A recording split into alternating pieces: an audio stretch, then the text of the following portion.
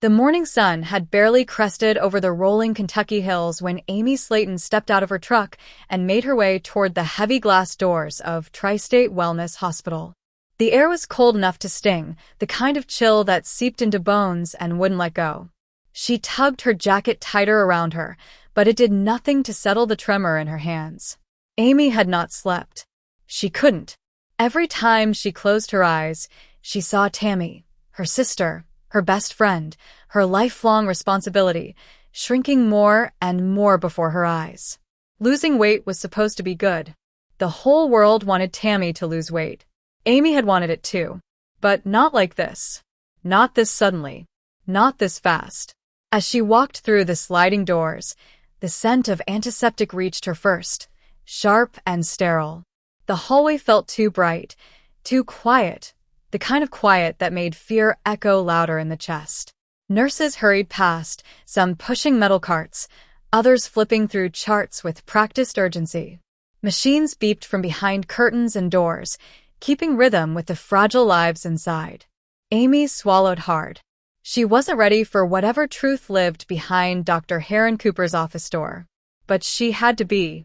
For Tammy. Her footsteps felt heavy on the polished floor.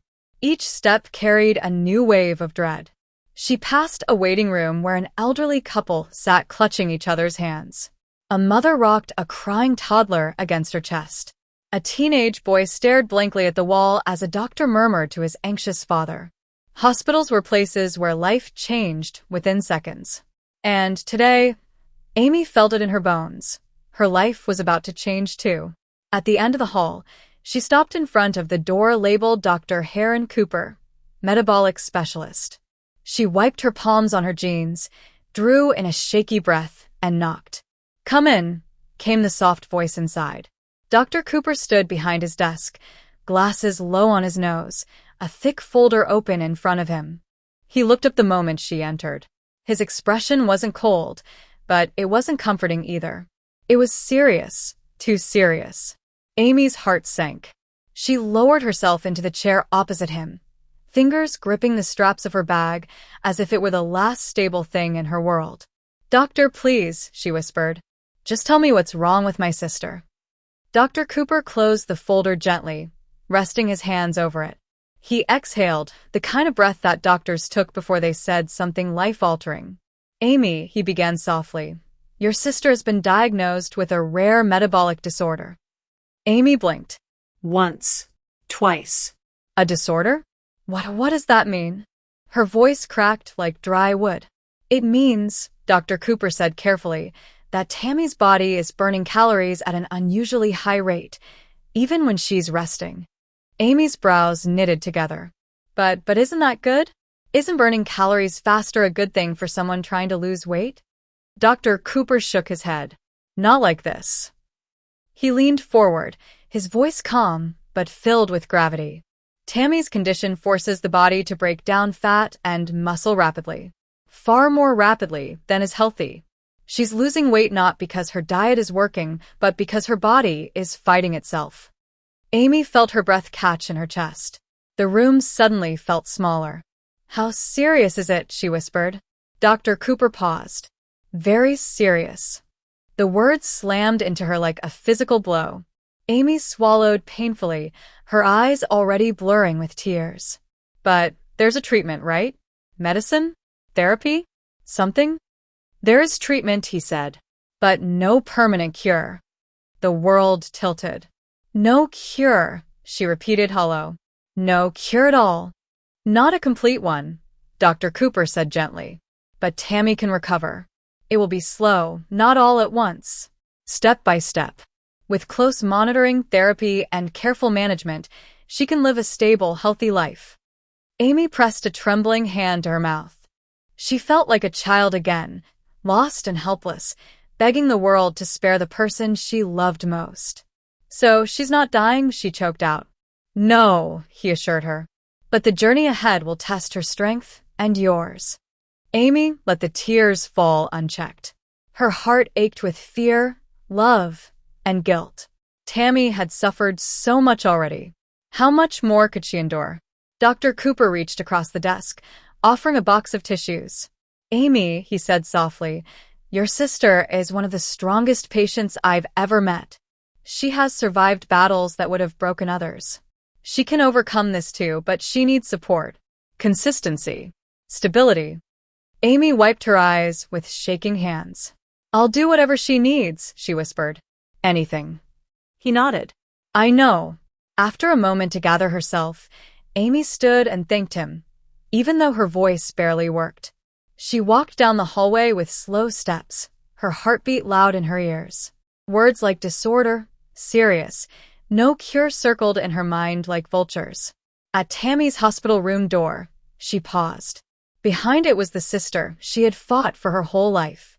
The girl she protected from bullies in school. The woman she stayed up nights worrying about. The sister who laughed loudly, loved fiercely, and survived against impossible odds. Amy inhaled deeply and pushed the door open. Inside, the room glowed softly from the bedside lamp. Tammy sat propped up with pillows, her arms crossed, trying to look strong. But Amy saw it, the fear hiding in her eyes. What did he say? Tammy asked, her voice small, almost childlike. Amy sat beside her, took her hand gently, and forced a smile she didn't feel. He said you're going to be okay, Amy whispered. It'll take time, but you're going to recover. Tammy's chin trembled.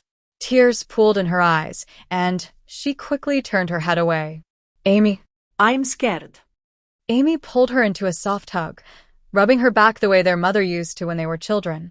You're Tammy Slaton, she whispered firmly. You have survived everything life threw at you.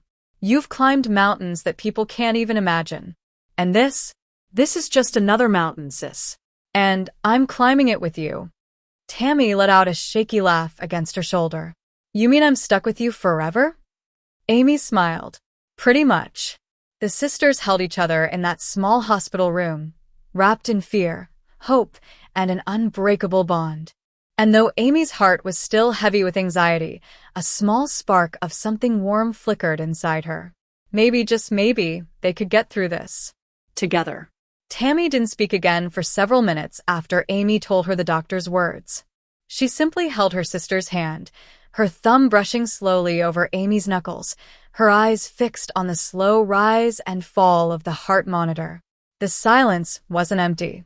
It was full of fear, full of questions, full of what-ifs neither of them were ready to face out loud. Amy watched her sister's face, memorizing every detail, the faint reddening around her eyes, the tiny tremor in her lips, the way she tried so hard to look strong. Tammy had always been like that, soft on the inside, fierce on the outside. Amy reached out and gently tucked a strand of hair behind Tammy's ear. You don't have to be strong right now, Amy whispered. Tammy swallowed hard. I'm tired of being strong all the time. It was such a simple sentence, but it hit Amy harder than any diagnosis. For years, Tammy's strength had been measured differently than everyone else's, not by speed or stamina or energy, but by endurance. By the way she kept going after every setback. By how she laughed even when the world mocked her. By how she fought, quietly, stubbornly, even when her body made everything harder. Amy squeezed her hand. Then let me be strong for a bit, okay? Tammy nodded, a tear slipping down her cheek. After a few hours of resting with Amy beside her, Tammy drifted off into a light sleep. Amy watched the slow, steady rise of her sister's chest. For the first time that day, she let herself breathe. She stepped out of the room quietly, needing a moment to gather herself. The hallway was calm now, fewer people, softer voices. A janitor hummed as he pushed a mop along the floor. A nurse leaned over a computer typing quietly. Somewhere down the corridor, a baby cried in short bursts. Amy walked to the small hospital cafe and ordered a tea. She didn't want caffeine. Her nerves were already frayed, but holding something warm always helped. She sank into a chair near the window, letting the weak afternoon sunlight fall across her arms. Her mind spun in loops. No cure, but recovery slow, careful, serious. It was too much. And yet, she couldn't fall apart. Not here. Not now. She exhaled shakily and whispered to herself, You can do this, Amy. You have to. Her therapist's voice drifted through her memory.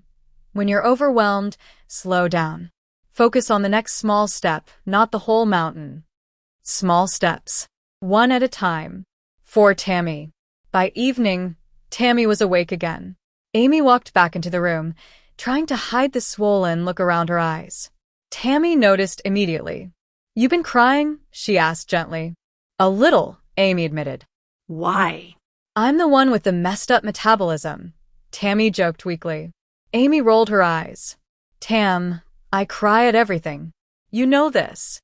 Tammy smiled, a small, tired smile, but a real one. "Sit with me," she said, patting the bed beside her. "Amy Saturday, I know I joke a lot," Tammy said quietly, "but I'm scared, Amy. Like really scared." The vulnerability in her voice made Amy's chest ache. "I know," Amy said softly, "but you're not going through this alone. I promise." Tammy stared at the wall for a long moment before whispering, "Do you think I did something wrong to cause this?" What? No. "Tammy, absolutely not." Amy grabbed her hand. "This isn't your fault.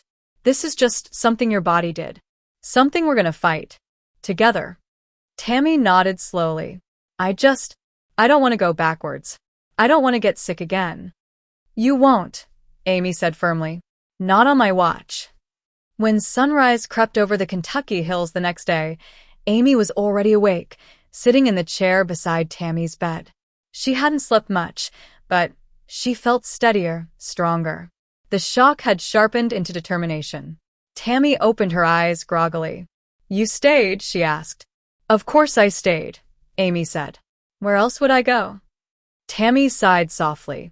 "I don't deserve you." Amy frowned. "Don't say that. I'm your sister. You do the same for me." "Yeah," Tammy said with a little laugh, "but I'd complain the whole time." "And I'd ignore you the whole time," Amy shot back. They both smiled, an anchor in the chaos. Amy stood and stretched her back. "Okay, listen. The doctor said it's slow recovery, right?" "Right. So we're gonna be slow, but we're gonna be steady." Amy put her hands on her hips. "We'll make a plan. A good one." Tammy raised an eyebrow. "You? Planning? Girl, last time you planned something, you lost your car keys inside a cereal box." Amy groaned. "Let it go, Tammy. It was one time." Tammy laughed, a real laugh this time, and for a moment, the hospital room felt lighter. Hours later, Dr. Cooper came in to check on Tammy. He explained the treatment plan again: medication, nutritional therapy, regular monitoring, and rest. Lots of rest. Tammy nodded at everything he said, but Amy listened with more intensity than she had ever brought to anything in her life. When the doctor left, Amy turned to her sister with a determined look. "I'm gonna help you follow this plan," she said. "Every step." Tammy snorted. "You're gonna nag me, aren't you?" "Oh, absolutely," Amy replied. "Relentlessly." Tammy chuckled. Then she looked at her sister again, really looked at her, and her expression softened. "Thank you," she whispered. Amy reached out and held her hand tightly. "No matter what happens." "I'm not going anywhere," she said. "I promise." That night, the hospital room settled into quiet calm. Machines beeped softly, the hallway outside dimmed, and Tammy drifted into a peaceful sleep. Amy sat beside her, watching her breathe. She thought about all the years they had fought, laughed, cried, yelled at each other, stood by each other. She thought about every hospital room, every way-in, every setback, every victory. They had been through so much, but somehow this moment felt different. Not worse, not better, just heavier. Amy leaned back in the chair, closed her eyes, and whispered to the quiet room. "We're gonna get through this, Tammy. One step at a time." And something about saying it aloud, softly but confidently, made her believe it a little more. The house felt different in the days that followed, quieter, as if the walls themselves were listening. Conversations were softer, footsteps slower, and every family member moved with the weight of unspoken worry. It wasn't chaos, not yet, but it was the kind of stillness that comes right before a storm makes itself known. Amanda woke up each morning with that familiar tightness in her chest, the kind she pretended was just fatigue. She splashed cold water on her face, forced a smile into the mirror, and practiced breathing deeply until she could calm the trembling she hoped no one else noticed. But inside, she felt like she was carrying more than any single person should ever have to. She tried to keep herself busy. Laundry, cooking, checking in on friends, scrolling through her phone without really reading anything, but everything she did felt like a distraction she couldn't hold on to. Because every time she slowed down, every time she sat in place for even a few seconds, the thoughts she'd been pushing away came flooding back. And she wasn't the only one feeling it. Across town, Tammy had sensed something shifting in her sister long before anyone said a word. She caught it in the pauses during phone calls, in the way Amanda's laughter sounded thinner, in the way she said, "I'm fine," too quickly, almost automatically. It was a habit they all had, a trained reflex after years of public scrutiny. But family knows when "I'm fine" isn't fine at all. One evening, Tammy called her again. The sky outside Amanda's window was painted in fading orange, and the house smelled faintly of dinner she'd barely touched.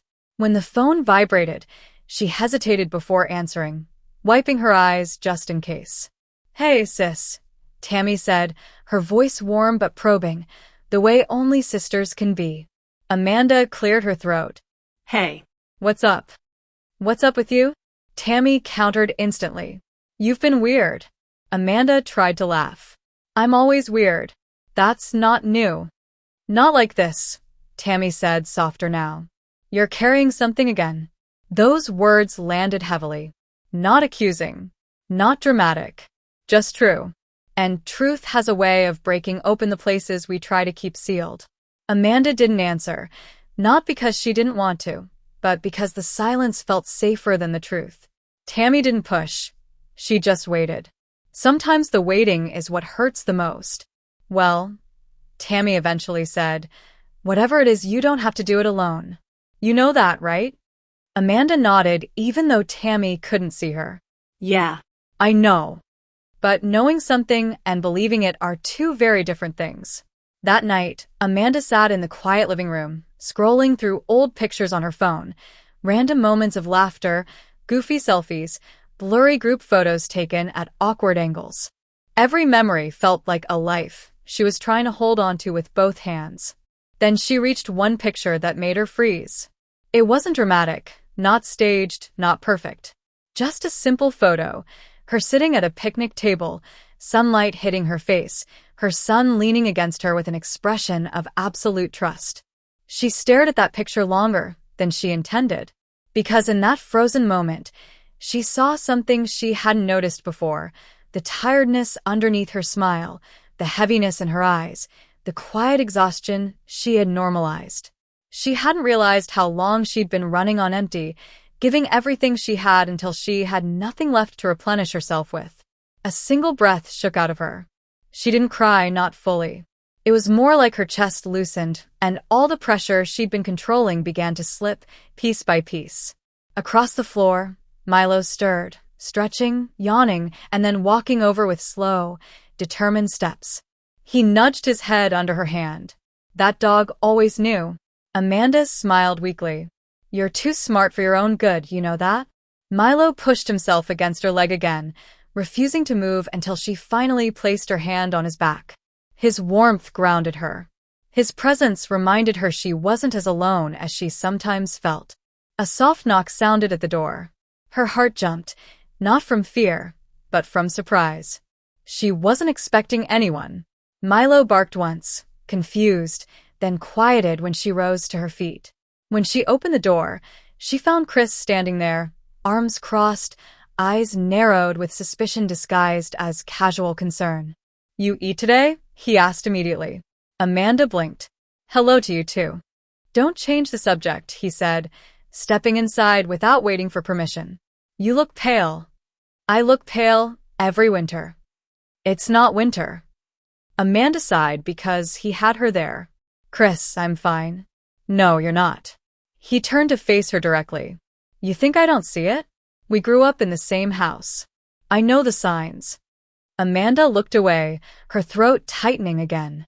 She didn't want to burden him, Not when everyone had their own problems, their own battles. But Chris had never been one to let silence win. He walked over, sat on the couch, and patted the seat beside him. "Come on," he said gently. Seat. Reluctantly, she did. "Talk to me," he urged. "Tell me what you've been holding in." Amanda swallowed hard. Her hands twisted in her lap, knuckles whitening. "It's just everything," she finally whispered. "The stress. The health stuff. The expectations. People online. People in real life. Trying to be strong all the time. Trying to keep everything together." Her voice wavered. "I'm tired, Chris." He nodded slowly, not surprised, not shocked, just understanding in that deep, older brother way. He placed a steady hand on her shoulder. "You don't always have to be the strong one," he said. "You don't have to carry it for everybody else." Amanda exhaled shakily, her eyes burning, but she didn't fall apart. She didn't break. She simply let some of that pressure lift, even if only for a moment. Chris squeezed her shoulder again. "We're here. I'm here. Tammy's here." You don't have to pretend." The room felt lighter after that, not fixed, not perfect, but breathable. Amanda didn't give him every detail, didn't explain the full weight she'd been holding. But she let enough slip for him to understand.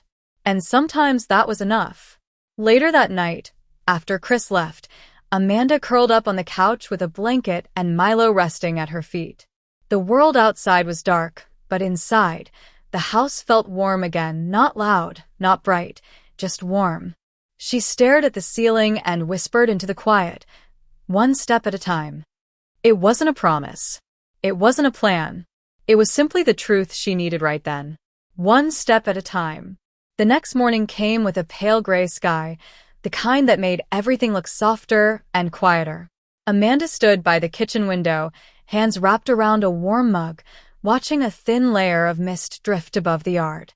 The world felt heavy and gentle at the same time, like it knew she needed a slower day. She didn't rush. For once, she let the morning move at its own pace. Across the countertop was a small notebook, its pages half filled with scribbles, reminders, grocery lists, and half-finished ideas she'd written on nights she couldn't sleep. She opened it, not really looking for anything, but something caught her eye, a sentence she didn't remember writing. "You deserve rest too." She stared at it for a long moment. It wasn't poetic or dramatic, just honest. A truth she had forgotten how to give herself. The quiet hum of her phone pulled her out of the thought. Messages had been piling up for days, some from friends checking in, some from people online asking questions she didn't have the energy to answer, and a few from family sharing everyday updates. She scrolled past them until one name made her pause. Tammy. "Call me when you're awake," the message said. Amanda exhaled slowly. Tammy didn't ask for explanations when she didn't need them. She simply showed up with whatever strength she had. Amanda appreciated that more than she ever said out loud. She dialed. "Hey," Tammy answered, already sounding alert. "You good?" Amanda hesitated. "Better, I think." "Oh." "Chris bullied you into talking?" Amanda laughed softly. "Something like that." "Well," Tammy said, "good. Somebody needed to." There was a pause, not uncomfortable, just thoughtful. The kind that exists between siblings who know each other too well. "You free today?" Tammy asked. "Come over. Or I'll come to you. Or we meet somewhere." "I don't care. You pick." Amanda looked around her quiet house. She wasn't sure she was ready for people, noise, or questions. But she also knew isolation wasn't helping. She needed something steady, something familiar. "Come over," she said finally. "I'll be there in an hour." The call ended, and for the first time in days, Amanda felt a sense of movement, small, but real. When Tammy arrived, she came armed with snacks, drinks, and a level of determination that made Amanda roll her eyes and smile at the same time. "You planning to stay a week?" Amanda asked. "Maybe," Tammy shrugged. "You need supervision." "And I'm the older sister," Amanda reminded her. "And yet," Tammy said, raising an eyebrow, "here I am, supervising." They settled onto the couch, Milo hopping up between them like a referee. For a while, they didn't talk. Tammy let Amanda choose when to start, when to breathe, when to let her thoughts come out naturally instead of being pulled. Eventually, Amanda spoke quietly. You ever feel like you're trying to hold the whole world together, but your own world keeps slipping? Tammy didn't answer right away. She didn't rush to fill the silence. She just listened, and that alone made Amanda's shoulders relax. Yeah, Tammy finally said. I've been there. More times than I want to count. Amanda looked at her, surprised. But Tammy wasn't exaggerating. She was simply telling the truth. You don't have to be perfect for everybody, Tammy continued. You don't have to fix everything. You don't have to be the strong one every day. She paused. And the days you're not strong don't mean you're failing. They mean you're human. Amanda blinked a few times, absorbing that. It was strange. She had heard similar words before. Therapists had said it. Friends had said it. But hearing it from Tammy, after everything they'd both survived and overcome, somehow made it settle deeper. Thank you, Amanda whispered. That's what sisters are for, Tammy replied quietly. The afternoon passed slowly, but comfortably. They watched a show they had seen a dozen times but never got tired of. They laughed at the same scenes, rolled their eyes at the same character decisions, and argued playfully over who remembered a plot twist first. At one point, Amanda leaned her head back on the couch and closed her eyes. Not out of exhaustion, but out of a rare sense of peace. Tammy noticed, but didn't comment. She just lowered the TV volume a little and kept the room soft around her. Later, when the sun began to set, Tammy stood and stretched. I'm heading out, but I'll check on you later. Amanda walked her to the door. Thanks for coming. Tammy hugged her briefly, firmly. You don't have to say thanks. Just talk to us. Don't disappear. Amanda nodded. I won't. Good, Tammy said, tapping her arm lightly. Because we're not letting you go through stuff alone anymore. When Tammy drove away, Amanda lingered at the doorway for a moment. The sky was streaked with deep orange and purple, the kind of sunset that made the world feel a little softer. She stepped back inside, Milo following close behind. The house felt different now, not heavy and isolating, but warm again. Lived in. Safe. Amanda settled on the couch, pulling a blanket over her legs. She didn't have everything figured out. She didn't suddenly feel cured or fixed. But she felt supported. Seen. And that alone was enough to keep her steady for the night. She whispered into the quiet room, the same words she'd spoken before, one step at a time. This time, they felt like a beginning rather than a plea. The next few days unfolded gently, almost as if life itself had decided to give Amanda a softer landing. She woke earlier than usual one morning, sunlight creeping through the curtains in thin golden lines. For the first time in what felt like forever, she didn't feel the familiar rush to get up, to move, to force herself into productivity. Instead, she let herself breathe. The house was quiet except for the soft hum of the refrigerator and the distant sound of a car passing down the street. Milo slept curled at the foot of her bed, his steady breathing grounding her in a way nothing else could. Amanda stretched slowly, then sat up with a small exhale, one that didn't feel heavy this time. There was still weight inside her, of course. Emotions don't disappear in a day. But something had shifted. Her chest didn't feel like it was collapsing inward. Her thoughts didn't feel like they were sprinting in every direction. She felt present. That alone was progress. Later that morning, she stepped outside onto the porch with a cup of tea. The air was crisp, the sky clear, and for a moment she simply listened, to birds, to the wind brushing through the trees, to the simple, ordinary life happening around her. Her phone buzzed. A message from Chris. Checking on you. You good? Amanda smiled softly. She typed back. Yeah, better today. Seconds later he replied. Good. Don't make me come kidnap you again. She laughed quietly at the threat she knew he absolutely meant.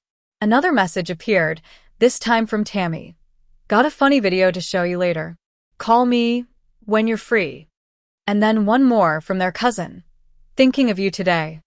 Amanda stared at the screen, touched in a way she hadn't expected. Support didn't always look like big gestures or emotional speeches. Sometimes it came in simple check-ins and silly jokes, and let me know if you need anything. She had been so afraid of being a burden that she forgot how much her family wanted to show up for her. The porch steps were cool beneath her feet as she sat down. She pulled her blanket tighter around her shoulders and watched a line of ants marching along the edge of the concrete. Small, steady, consistent, moving forward one step at a time. It made her smile. Around noon, a knock sounded at the door.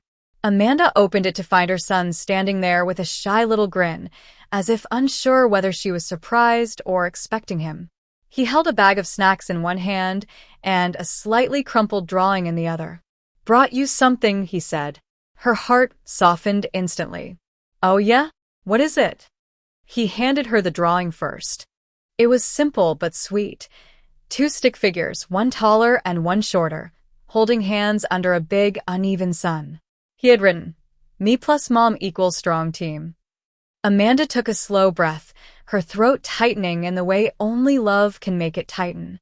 "This is perfect," she whispered, pulling him into a hug. He hugged her back tightly, burying his face against her shoulder for a moment longer than usual. Kids sense things. Even when you hide them. Especially then. "I'm okay," she whispered to him. "Just needed some time." "I know," he said softly. "It's okay." They spent the afternoon together, talking, watching videos, eating snacks from the bag he brought, and laughing at inside jokes that didn't need explaining. Every moment felt warm. Familiar. Safe. Later, after he left with a promise to come back the next day, Amanda cleaned up the living room and folded the blanket she'd been using all week. She placed it neatly over the back of the couch, then stopped to look around. Her home didn't feel heavy anymore. It felt lived in, comforting, a place she could breathe again. She sat down, hands resting on her knees, and closed her eyes. Not to escape, but to absorb the quiet. To remind herself that healing doesn't always look like breakthroughs and big moments. Sometimes it's the slow, steady return to yourself. A soft vibration came from her phone once more.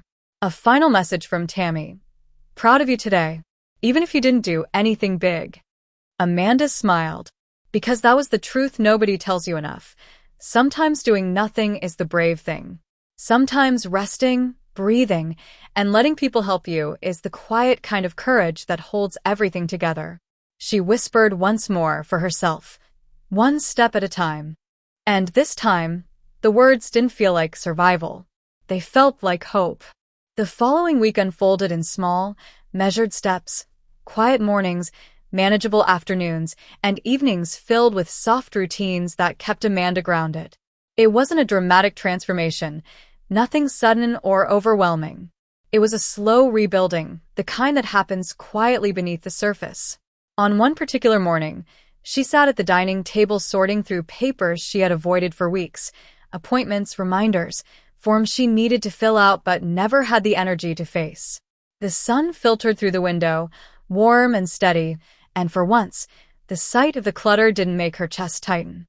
She took a deep breath and began sorting. Halfway through the stack, she paused at a medical form she had shoved away days earlier. The sight of it made her fingers still. The words weren't frightening, but the responsibility felt heavy. She didn't look away, though. She didn't push it aside. She read it slowly, taking her time, refusing to rush. That alone felt like progress. Around noon, the phone rang again. This time it was her cousin, whose voice was always full of the kind of energy that could pull you into a conversation whether you wanted to be in one or not. "You home?" they asked. Amanda smiled. "Yeah." "Good. I'm dropping by. I made something for you." "What is it?"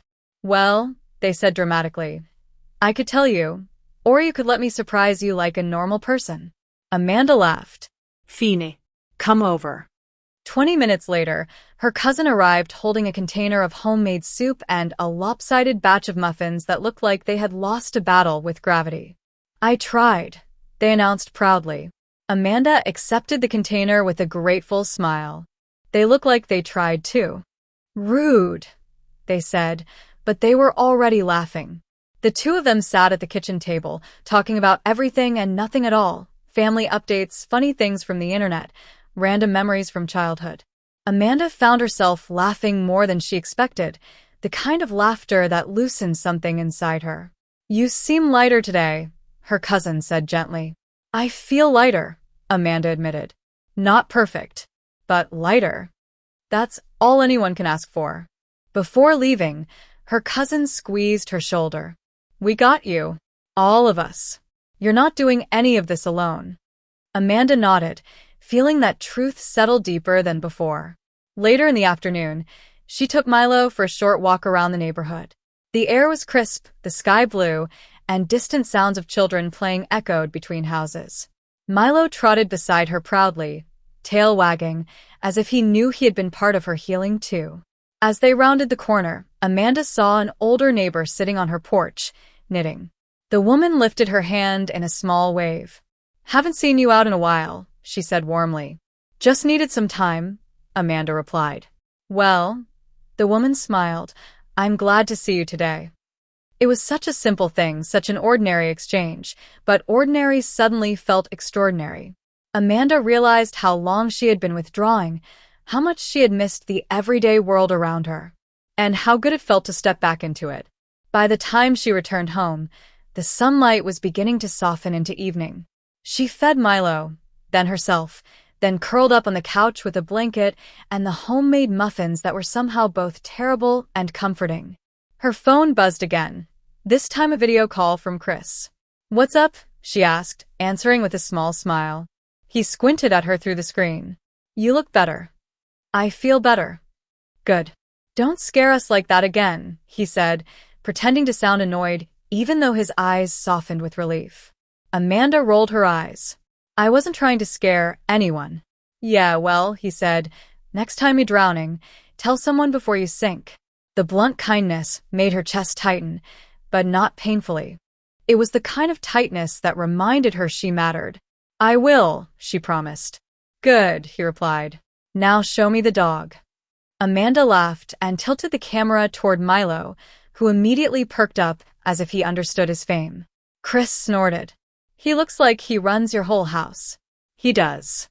When the call ended, Amanda set her phone aside and let the evening settle. The room was quiet, but not the lonely kind. It was peaceful, lived in, warm. She leaned back, closed her eyes, and let the calm wash over her.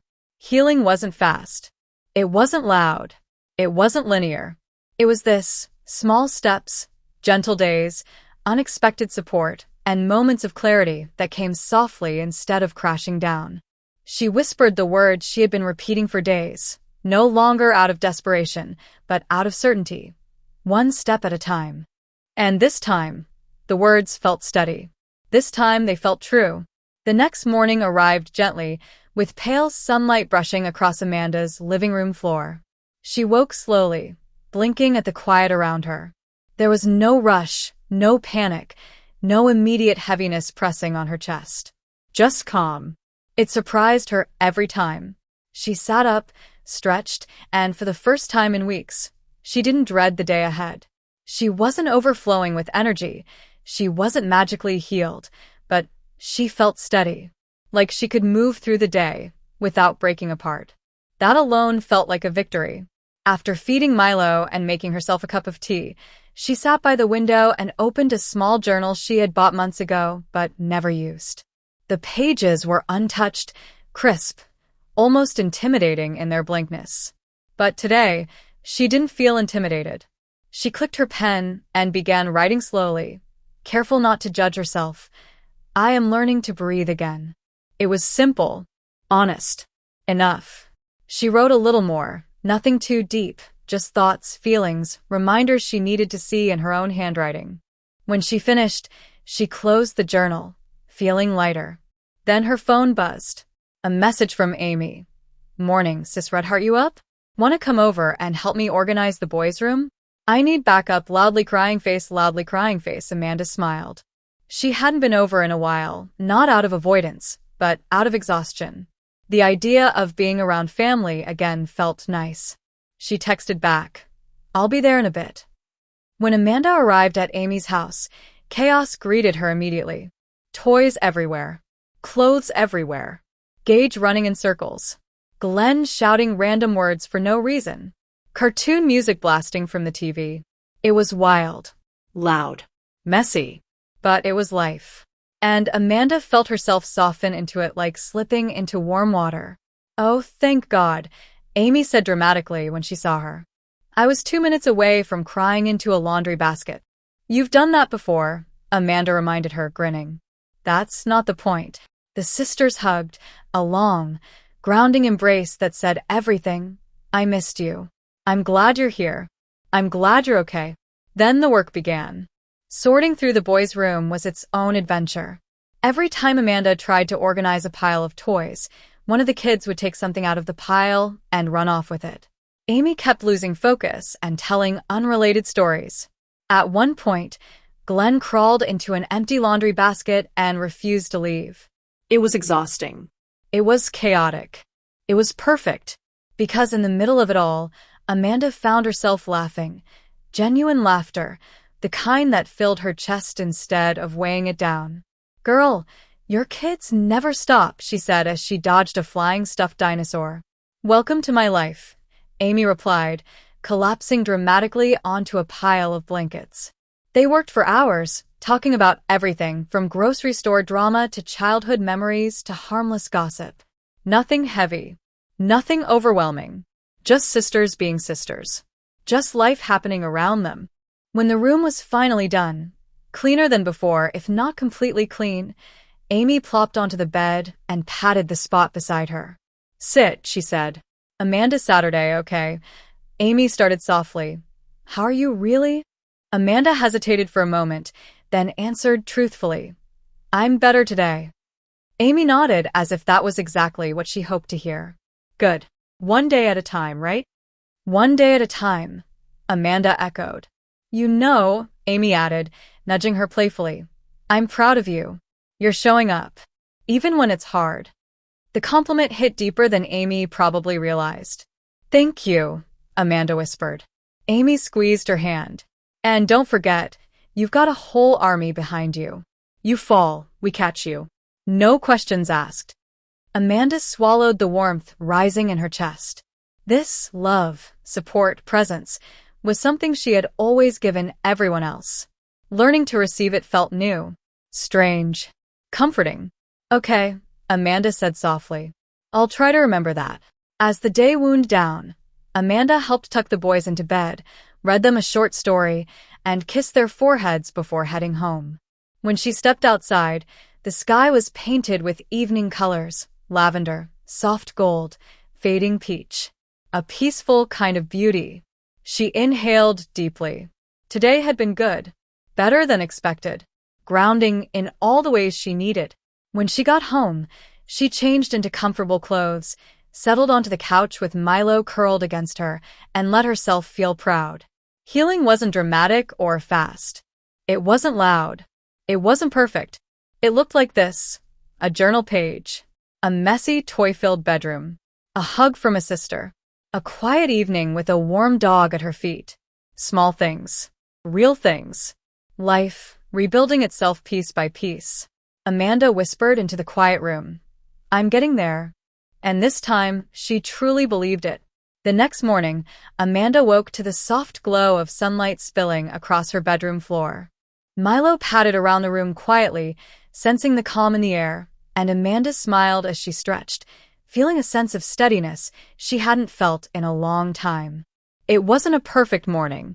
There were still lingering worries, small aches from sleepless nights, and the constant hum of responsibilities she carried. But for the first time, those concerns didn't feel overwhelming. They were present, but manageable. She had survived worse, and today she could survive this too. After breakfast, Amanda decided to take a short walk in the neighborhood. The leaves crunched softly under her feet, and the air smelled faintly of earth and morning dew. Each step felt grounding, a gentle reminder that she could move forward, slowly but surely, without being rushed. As she walked, she noticed neighbors starting their day. A child chased a small dog down the street, laughing gleefully. A man watered his garden, humming an off-key tune. These ordinary, quiet scenes reminded her of something vital. Life continued, even when she had felt frozen in her struggles. And she was part of it again. When she returned home, she found a small package on her porch. Curious, she brought it inside and opened it carefully. Inside was a handwritten note and a small, hand-painted stone with the word "breathe" on it. The note read, "For when it feels too heavy, remember to breathe. You're doing more than you know." Tears pricked Amanda's eyes. Small gestures like these, quiet reminders from the people who cared, carried a weight far beyond the object itself. Someone had noticed. Someone had remembered. Someone had reached out. She held the stone tightly, letting it rest in her palm like a tangible piece of hope. Later that afternoon, Amy called. "Hey, fancy a little adventure?" Amanda hesitated briefly. Adventure sounded daunting after weeks of recovery, therapy, and emotional exhaustion. But Amy's voice carried warmth and encouragement. "I'm in," Amanda said finally. When she arrived at Amy's, Tammy was already there, grinning with her usual energy. Milo barked excitedly as Amanda stepped inside.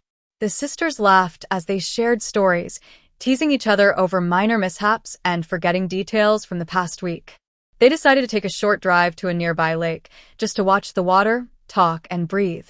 The wind whipped gently through the trees as they drove, and the sense of movement, physical and emotional, felt liberating.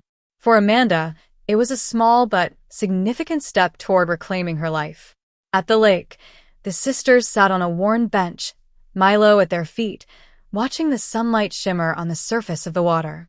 Amanda let herself soak in the serenity, the simple joy of being outside, of sharing time with her family. "You know," Tammy said softly, "it's the little moments like this that remind you why it's worth fighting for yourself." Amanda nodded, feeling the truth of it settle deeply in her chest. She had survived fear, exhaustion, and isolation. She had faced emotional storms that could have broken her. And now, sitting there with Tammy and Milo, she felt a flicker of something she hadn't felt in a long time. Peace. She whispered quietly, more to herself than anyone else. "I'm still here. I'm still standing. And I will keep going." The sun dipped lower, painting the sky in shades of gold and pink. Amanda's heart felt lighter than it had in months. Healing wasn't sudden. It wasn't dramatic. It was this slow, steady, quiet, and real. And for the first time in a long while, she believed that she could truly move forward. The morning sunlight spilled through the windows of Amanda's home, soft and golden, warming the living room where she sat quietly, Milo curled at her feet. For the first time in months, the house felt completely calm, not empty, not chaotic, but balanced. Amanda stretched, feeling the steady rhythm of her heartbeat, the small but undeniable proof that she had endured, survived, and was slowly reclaiming herself.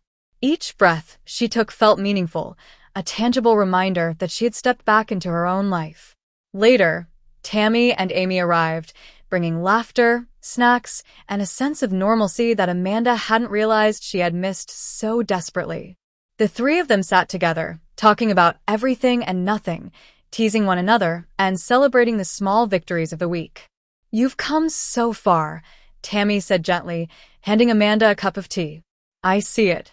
We all see it." Amanda smiled softly, feeling the warmth in her chest. It wasn't pride that felt heavy, it was relief. Relief that she could finally let herself feel supported, loved, and whole again. Amy reached over, taking her hand.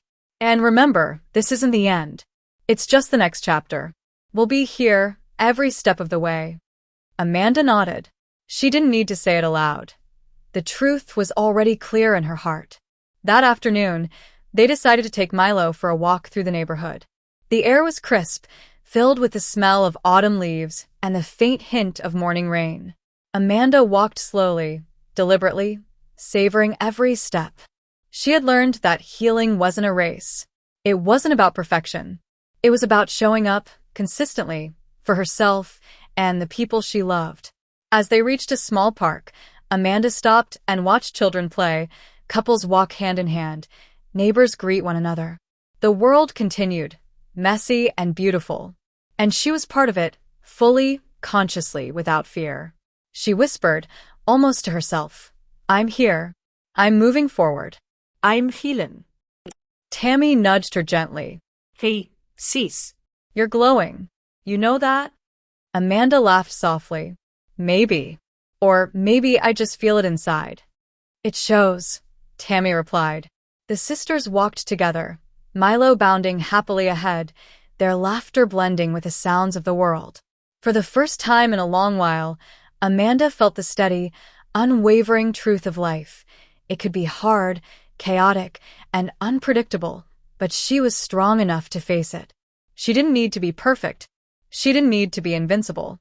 She only needed to keep taking steps, no matter how small, no matter how slow. As the sun began to dip below the horizon, casting warm orange and purple across the sky, Amanda looked at her sisters and felt a deep, unshakable gratitude. For family, for love, for survival, and for the quiet strength she had found within herself. She took a deep breath, feeling it fill her entirely. This is my journey, she whispered, smiling. And I am ready for everything that comes next. And in that moment, Amanda Slaton felt truly free. Weeks passed, each day unfolding with small, steady progress. Amanda began to notice subtle shifts, not just in her routines, but in herself. Her mornings were no longer rushed or anxious. She journaled consistently, allowing her thoughts and emotions to flow onto the page instead of bottling them up. Milo became her loyal companion on long walks, each step outside a reminder that life was moving forward, and she was part of it. The neighbors' greetings, once background noise, now felt like gentle threads weaving her back into the world she had retreated from. One afternoon, Amanda decided to visit the local library, a place she hadn't been since the height of her struggles. The quiet rows of bookshelves and the faint scent of paper and ink immediately soothed her. She wandered slowly, fingers brushing the spines of novels, memoirs, and journals. A small notebook caught her eye, lying on a display table. It had a hand-painted cover with a single word, "Begin." Amanda picked it up, smiling softly. She knew that healing was never truly linear. Every day offered a chance to begin again. Small steps, fresh starts, new intentions. She bought the notebook and left the library with a sense of purpose she hadn't felt in months. Back home, Tammy and Amy called, excited about an upcoming family outing. This time, it wasn't just for distraction or fun, it was a deliberate choice. Amanda agreed, feeling a renewed sense of confidence. She could handle this. She could participate in life again, not just survive it. The day of the outing arrived with golden sunlight and a crisp breeze. The sisters laughed, shared stories, and supported each other in ways both familiar and comforting. Amanda noticed something remarkable. She wasn't anxious or overwhelmed.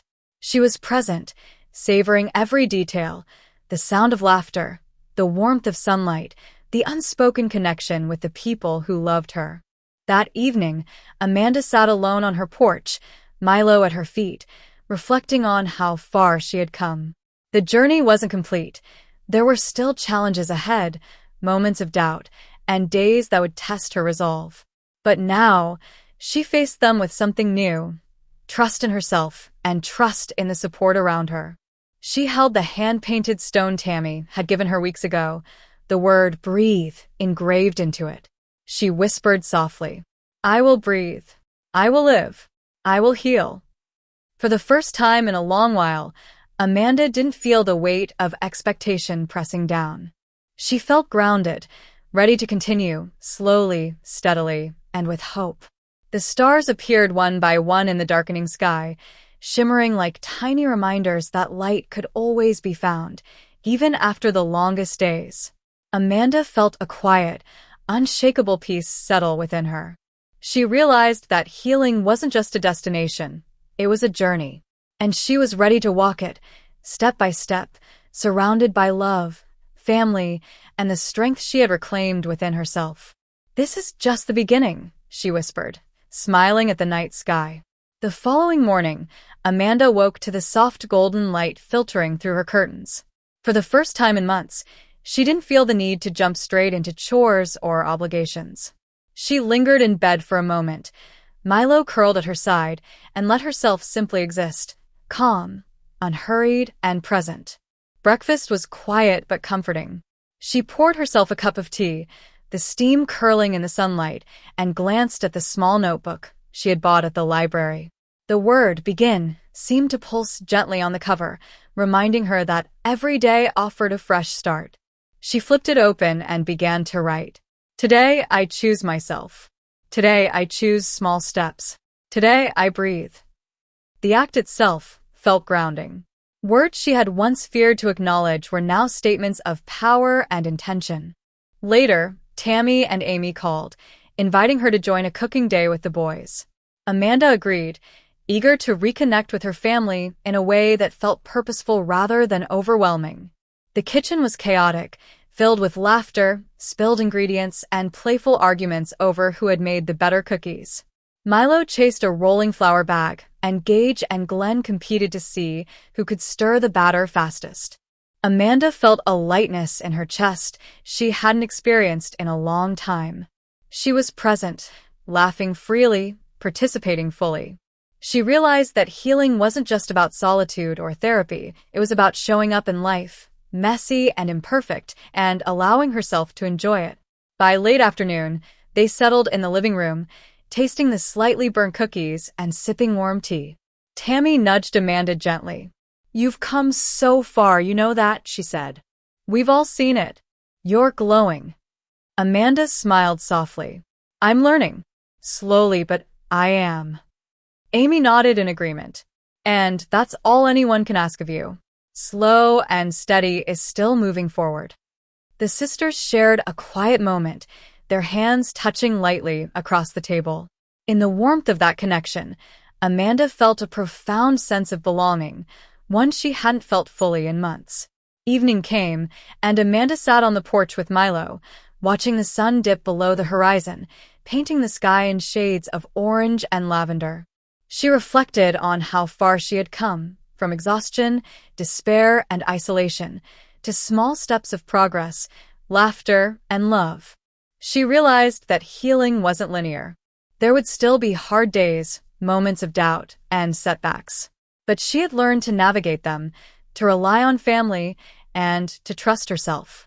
With a deep, grounding breath, Amanda whispered to the twilight sky, "I am strong. I am loved. I am healing." The stars began to appear, faint at first, then glowing brighter. And Amanda knew, with a quiet certainty, that each small step she took, from self-care to family time, from laughter to reflection, was part of a larger journey. A journey not defined by fear or struggle, but by resilience, hope, and the courage to keep moving forward. For the first time in a long while, Amanda felt ready, not just to survive, but to truly live. The morning sunlight spilled over Dixon, Kentucky, painting the town in a gentle gold. Amanda woke with a quiet determination, a soft energy she hadn't felt in months. Milo stretched beside her, tail wagging, and she smiled, running her hand over his fur. Today felt like a day for movement, for presence, for embracing life beyond the walls she had sometimes felt trapped in. After a quick breakfast, she received a call from Amy. "Pack a bag.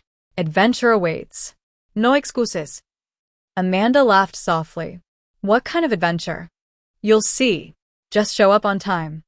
Curiosity sparked something inside her. Small steps had gotten her this far.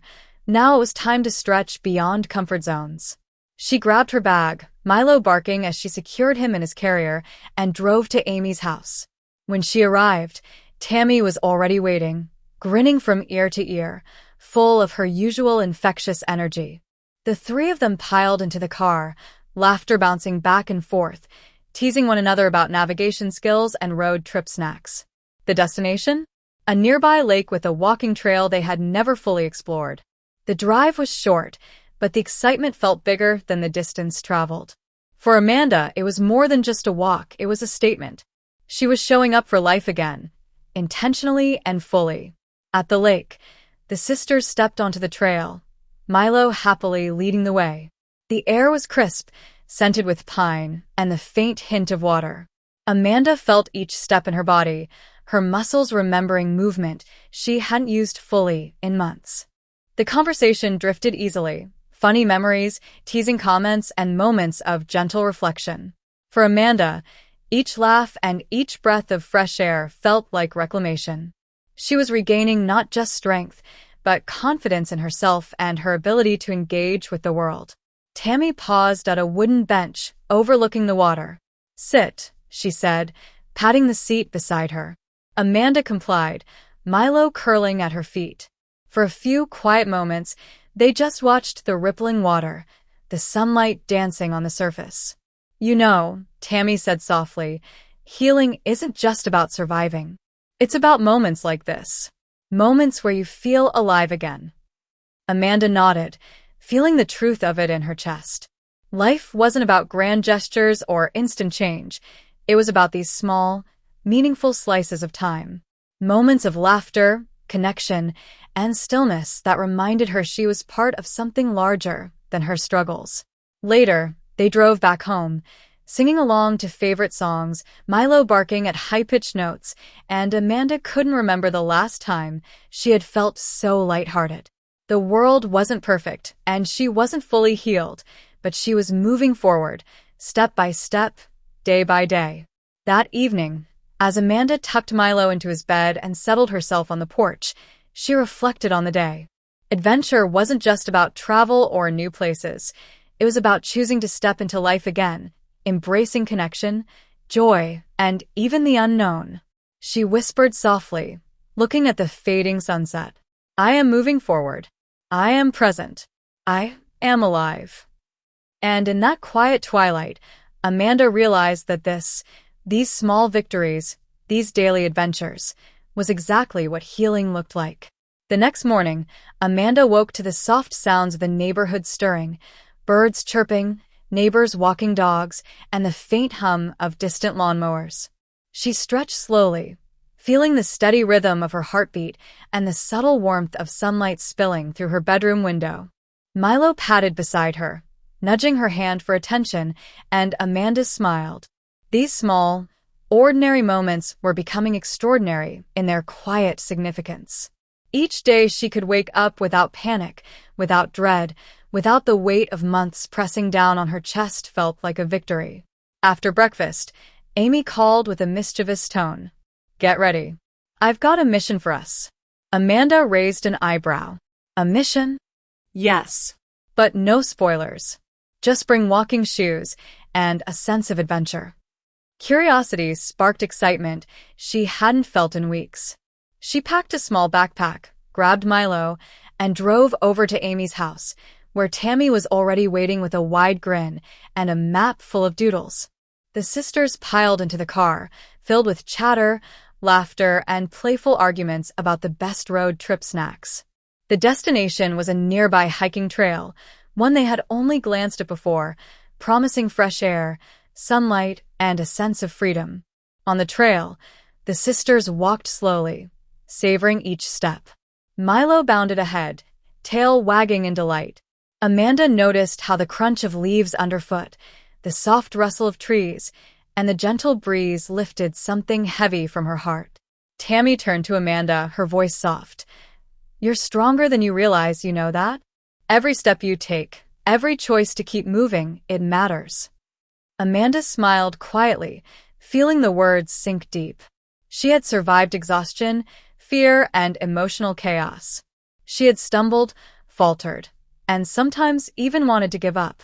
But here she was, walking, laughing, breathing fully. She was reclaiming her life in a way that wasn't loud or dramatic. It was real. They reached a clearing overlooking the valley, sunlight spilling over the hills in golden streaks.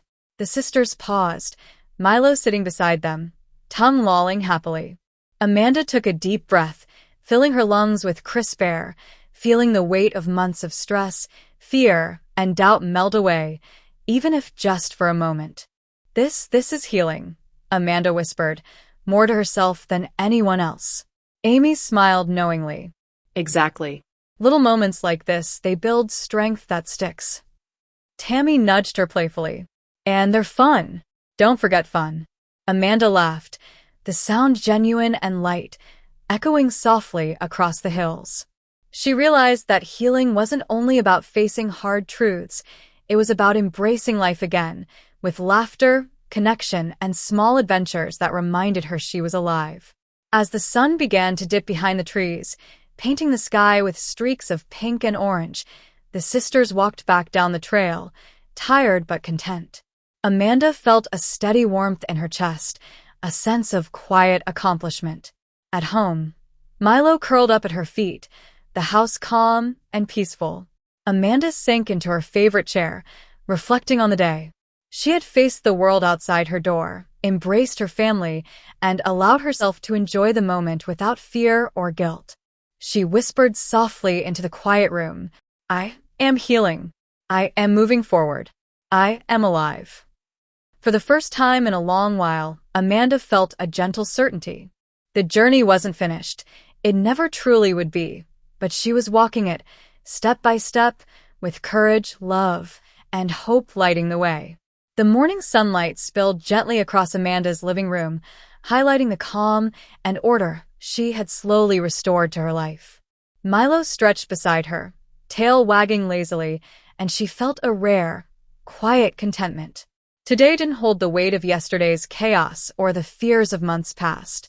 Today felt like a celebration of survival, of growth, and of the love surrounding her. Amy and Tammy arrived with their usual energy, laughter echoing through the house. The sisters shared a warm, lingering hug, the kind that conveyed everything words could not. "You've come so far, Amanda," Tammy said softly, her eyes glistening. "I see it. We all see it." Amanda smiled, a real, unguarded smile. "It wasn't easy, but it's worth it." Amy nodded, squeezing her hand. "Every step you took, every moment you didn't give up, brought you here. And we're right beside you, every step of the way." The three of them sat together, talking, teasing, and laughing. There was no pressure, no cameras, no judgment, just family. The simplicity of it felt extraordinary. Amanda realized how much she had missed these moments, the quiet, grounding presence of loved ones. Later, Amanda stepped outside onto the porch, Milo at her feet, watching the sky shift from gold to soft lavender. The cool breeze brushed against her face, carrying the scent of fresh earth and the faint hint of flowers from the garden. She closed her eyes, taking a deep, grounding breath, letting herself simply be. The road had been long and winding, filled with fear, struggle, and moments when giving up seemed easier. But she had survived. She had healed, and she had discovered the quiet, unshakable truth that strength didn't mean perfection or invincibility. It meant showing up for herself, day after day, step by step. Amanda opened her small notebook, the one with "Begin" painted on the cover. She wrote, "I am strong. I am loved. I am enough. Today is mine, and I will keep choosing myself." She closed it, feeling the words resonate deep within. This was more than a mantra. It was a declaration, a promise, and a reflection of the life she had reclaimed.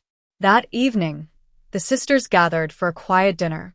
Milo lay beside them, content and watchful. They shared memories, jokes, and dreams for the future, plans for trips, hobbies, and moments they had once thought impossible.